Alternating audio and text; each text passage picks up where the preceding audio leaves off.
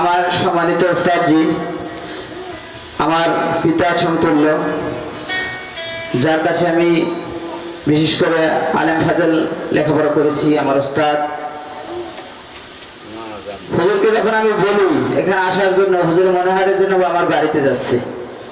হুজুর আমাকে এতটা ভালোবাসে, তা হুজুরের ভালোবাসার উসিলায় আপনাদেরও ভালোবাসা আমি পাচ্ছি। হুজুর আমাকে বলেছিল গত বছর যে দেখো মমিন একটা মাদ্রাসা করা যায় কিনা। তা চিন্তা করলাম হুজুরে বলছে, আর যদি হুজুরের সামনে বলা ঠিক না, আমি অদ্যাবধি পর্যন্ত ছোটবেলা থেকে যখন আমি ইন্টারমিডিয়েট পড়ি আলেমে নেসারাবাদে, তখন থেকে আমি হুজুরের সাথে চলাফেরা করি, বিভিন্ন জায়গায় গিয়েছি, কিন্তু এখন পর্যন্ত হুজুরের মানে বলছে এবং সেই কাজটা হয় না এরকমের ইতিহাস আমার জীবনে নেই। শুধু আমি না, এরকম হাজারো ছাত্র আছে তার, বাংলাদেশে না বিশ্বের আনাচে কানাচে বহু জায়গায় তার ছাত্র রয়েছে। আমি দয়া করে আল্লাহ তাআলা হুজুরকে দীর্ঘ হায়াত দান করুক, সকলে বলুন আমিন। হুজুর আমাদের মাঝে দীর্ঘ বছর থেকে আসে। আমি সর্বপ্রথম হুজুরের সাথে এসেছিলাম সানু ভাইদের বাড়িতে, আপনার চেনেন না সকলে সানু ভাই? সানু ভাইদের বাড়িতে এসেছিলাম আমি, তখন ফার্স্ট ইয়ারে পড়ি, ইন্টারে। তখন হুজুরের সাথে আমি এসেছিলাম প্রথম মাহফিলে। তা সেখানে একটা গল্প মনে আছে, যাক এখন বলবো না, অন্য সময়, দীর্ঘ সময় লাগবে। তা হুজুরের আমি অনেক মাহফিলে গিয়েছি, যাই দেখতেছি যে এত পরিমাণ বৃষ্টি হচ্ছে, মানে বন্যা। তারপরে যখন মাহফিলের কাছাকাছি গেলাম, হুজুর বললাম হুজুর কি অবস্থা হবে? হুজুর কে একটু ধৈর্য ধরো, ইনশাআল্লাহ ঠিক হয়ে যাবে। তাই মাদ্রাসার ময়দানে মানে স্টেজে যাওয়ার পরে আর বৃষ্টি নেই। তাই কিছু কিছু জিনিস আমি হুজুরের কাছে পেয়েছি। আমি একটা কথা বলি, আর একটা, গত বছর হুজুর যখন আমাদের এখানে আসলো, তা আমার তো একটা মেয়ে, আপনারা সবাই জানেন না, আমার একটা মেয়ে। তারপরে হুজুরের কাছে বললাম যে হুজুর একটু দোয়া করেন আমাদের জন্য। হুজুর বললে তোর দোয়া করে দিলাম, আগামীতে তোর ছেলে হবে। আমার কান্না আসে এখন। তা ঠিক আমার ছেলে হয়েছে আপনাদের দোয়া। তা আপনাদের কাছে আমি দোয়া চাই, হুজুরের কথা মতন আমি এটা মাদ্রাসা করেছি, আমি চাই হুজুরের জন্য এটা খানকা করতে চাই। যদি আপনারা দোয়া করেন বা সহযোগিতা করেন, আমি আগামীতে ইনশাআল্লাহ একটা খানকা করব। আপনারা রাজি আছেন সবাই? ইনশাআল্লাহ হুজুরের প্রতি বছর আমাদের এখানে আসুক, আপনারা চান কি চান না? আমার বাবা অসুস্থ মানুষ, প্রায় 80+ বয়স, আপনারা দেখতে পাচ্ছেন আমার কাছেই আছে। আমার বাবা খুব অসুস্থ, দোয়া করবেন।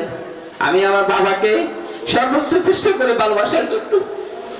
আমার বাবা খুবই অসুস্থ, মাঝে খুব কষ্ট হয়, আমার বাবা কখন মারা যায়। আপনারা দোয়া করবেন আল্লাহ তাআলা আমার বাবাকে সুস্থ রাখেন। আপনারা আপনাদের পিতা মাতা যারা বেঁচে আছে তাদেরকে ভালোবাসবেন, ওস্তাদদেরকে ভালোবাসবেন। নিশ্চয় আপনারা কোনো কাজে ঠেকবেন না। আপনারা জানেন গত 11 বছর ধরে আমি এই সাপায়, যখন আমার গাড়ি মুসরেক পড়ে নেয় তখন আমি সাপায় আসছি প্রথম চাকরির জীবনে। ইনশাআল্লাহ এখন পর্যন্ত বহু আঘাত পেয়ে, বহু ঝামেলা পেয়ে এই মাহফিলে টিকিয়ে রেখেছি আপনাদের মাঝে।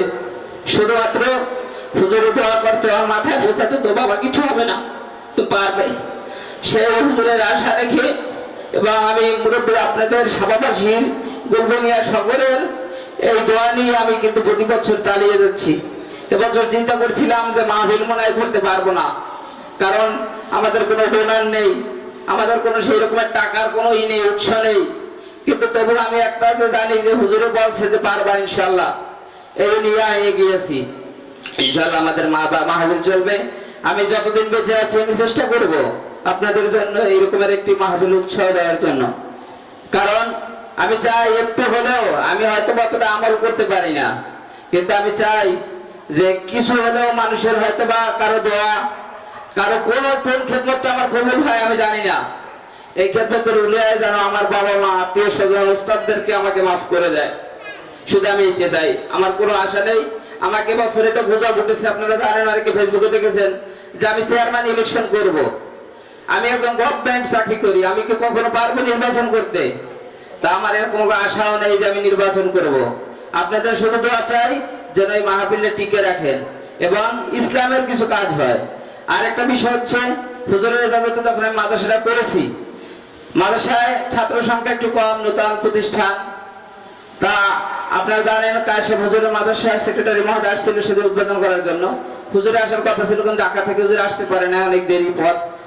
এই জন্য হুজুরের শনিবারে আমাদের এখানে থাকবেন। আপনারা চেষ্টা করবেন একটু হুজুরের সাথে দেখা করতে, আসলে হুজুরের ভালো লাগবে যে হুজুরের অনেক লোকজন এখানে আছে। আমি আপনাদের জন্য সর্বোচ্চ চেষ্টা করব আপনাদের সন্তানকে মানুষ করার জন্য।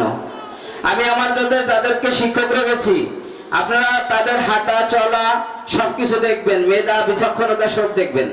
তারপরে আপনাদের আমি অনুরোধ করব আপনারা ছাত্র দিয়ে একটু সহযোগিতা করবেন। আপনাদের কাছে টাকা চাই না। আর এই বছর আমি একটু অনুরোধ করি হুজুরের সামনে রেখে এখন থেকে যারা ছাত্র ভর্তি করাবেন এই সালে, আমি কোনো টাকা পয়সা তাদের কাছ থেকে ভর্তি বাবদ নিব না। শুধুমাত্র হুজুরের জন্য একটা টাকাও আপনাদের কাছ থেকে ভর্তি নেব না।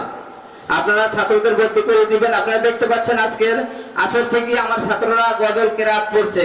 প্রত্যেকটা ছাত্র আমার ইংলিশে কথা বলতে পারে, প্রত্যেকটা ছাত্র আমি চ্যালেঞ্জ দিয়ে বলতে পারি। বড় প্রতিষ্ঠান রয়েছে বছরও সারা বছর একটা শব্দ বলতে পারবে না ইংলিশে, অথচ আমার প্রত্যেকটা ছাত্র আরবি ইংলিশ সব যে বিষয়ে জিজ্ঞাসা করবেন। আমার একটা প্লে নার্সারি ছাত্র 5-6 এর ছাত্রের সাথে ট্যাকল দিতে পারবে ইনশাআল্লাহ। তা আপনাদেরকে অনুরোধ করব একটু সহযোগিতা করবেন, ছাত্র দিয়ে হলেও, ভালোবাসা দিয়ে হলেও, বুদ্ধি দিয়ে হলেও। তাই সকলের কাছে আমি ক্ষমা চেয়ে নিই, হুজুরের কাছে ওস্তাদের কাছে ক্ষমা চেয়ে নিচ্ছি। আমার শ্রদ্ধেয় আমার ইমাম সাহেব হুজুর, যিনি আমাকে সন্তানের মতন ভালোবাসে, তিনি সব অনেক ত্যাগ স্বীকার করেছে। হুজুরকে অনেক সময় অনেক কথা বলেছে অনেকে, কিন্তু হুজুর খালি মাথায় বোঝা দিয়ে দিয়েছে যে বাবা সমস্যা নাই।